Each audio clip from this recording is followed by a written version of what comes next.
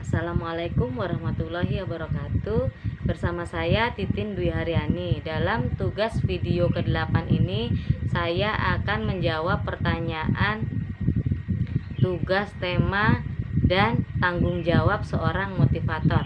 Pertanyaan yang pertama adalah, apa target suasana dan kegiatan di kelas Bimba AIUEO yang harus dicapai oleh motivator?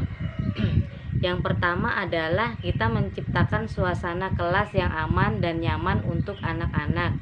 Yang kedua adalah motivator bertugas untuk menciptakan kegiatan bermain sambil belajar yang sepenuhnya 100% menyenangkan bagi anak, dan kegiatan yang sesuai dengan tahapan kurikulum anak masing-masing.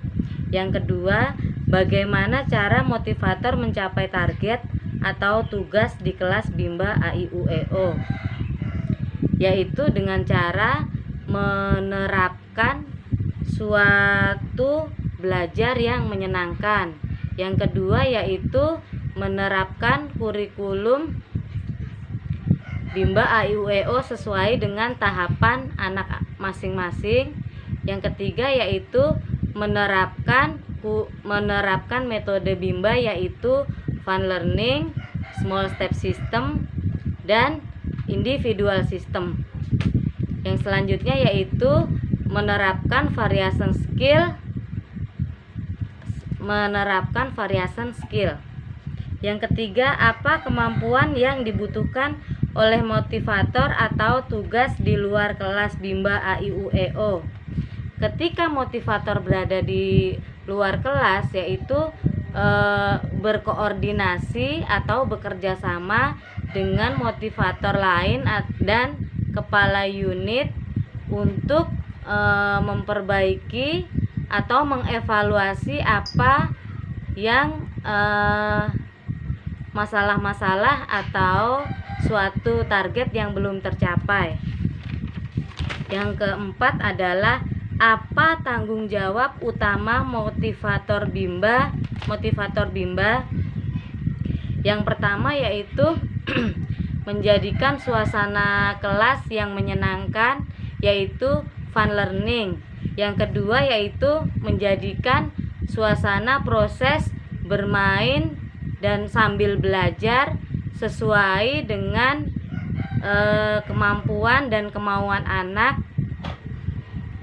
Yang selanjutnya yaitu motivator memfasilitasi dan memotivasi anak untuk terus bermain sambil belajar sesuai dengan tahapan yang mereka lalui.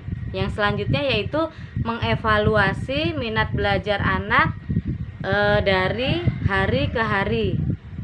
Yang selanjutnya pertanyaannya, apa yang harus dilakukan motivator untuk menjadikan suasana di kelas aman?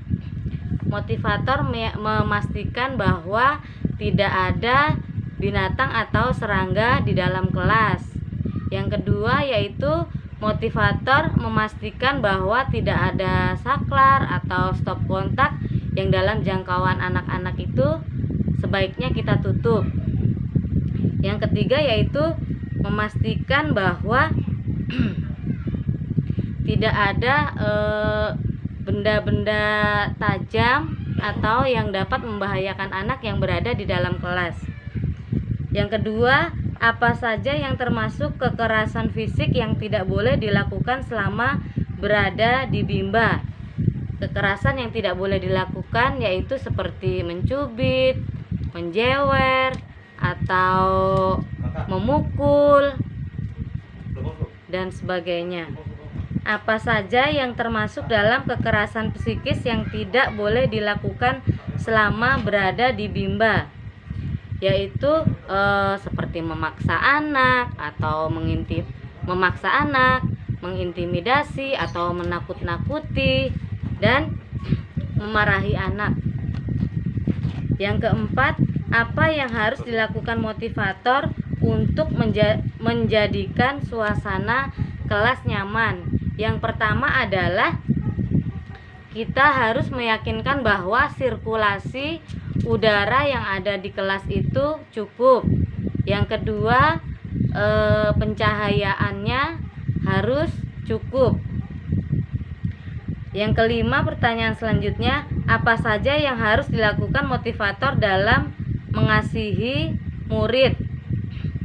Yaitu memperlakukan anak itu seperti anak kita sendiri. Contohnya, kita memberikan perhatian dengan cara menanyakan, gimana kabarnya pagi ini? Sudah makan belum? Seperti itu. Apa saja yang harus dilakukan motivator dalam menyayangi murid? Yaitu memberikan perhatian, terus mengajak anak untuk berbicara, berdialog, dan atau mendongeng. Apa yang harus dilakukan motivator untuk menjadikan kegiatan bermain sambil belajar itu menyenangkan? Yaitu dengan cara menciptakan suasana yang menyenangkan, yang ceria, dan mengajak anak untuk selalu berdialog atau bercerita atau membacakan dongeng. Pertanyaan selanjutnya, apa yang harus dilakukan motivator untuk memastikan anak melakukan kegiatan yang berhubungan dengan minat belajar? Yaitu dengan cara mengevaluasi kemampuan afeksi anak dan kemampuan kognitif anak. Apa yang harus dilakukan motivator untuk memastikan anak melakukan kegiatan sesuai dengan tahapan perkembangannya? Yaitu selalu mengevaluasi kemampuan kognitif anak. Apa saja kemampuan yang harus dimiliki motivator?